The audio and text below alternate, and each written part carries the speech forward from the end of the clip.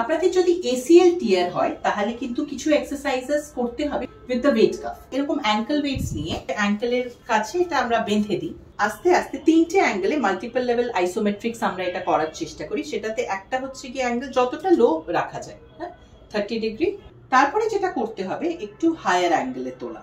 এরপরে আরেকটা লেভেল হচ্ছে একটু হাই, মেবি সে 60 ডিগ্রি। অল্টারনেটলি আমাদের করা উচিত, কারণ একটা পায়ে যখন জোরটা পড়ে তখন অন্য পাটাও উইক হতে আরম্ভ করে। তারপরে যেটা করতে হবে একবার কাত হতে হবে, কাত হয়ে পাটা সোজা রেখে পাটাকে লিফট করা। এই তারপরে আরেকটা জিনিস যেটা করতে হবে সেটা একটু দাঁড়িয়ে। এবারে যেটা করতে হবে সেটা হচ্ছে দাঁড়িয়ে পাটাকে পেছনের দিকে ভাঁজ করা।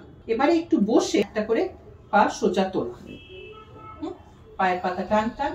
এসিএল বা ল্যাটারাল কোল্যাটারাল লিগামেন্টেও যদি হয়, কোনো যদি ইনজুরি হয় অ্যারাউন্ড দ্য লিগামেন্ট, কিছু স্ট্রেংথ ট্রেনিং এক্সারসাইজ করতে হবে এইভাবেই ওয়েট কাফ দিয়ে, কিন্তু নিয়ের স্ট্রেংথ একেবারে আগের মতো হয়ে যাবে।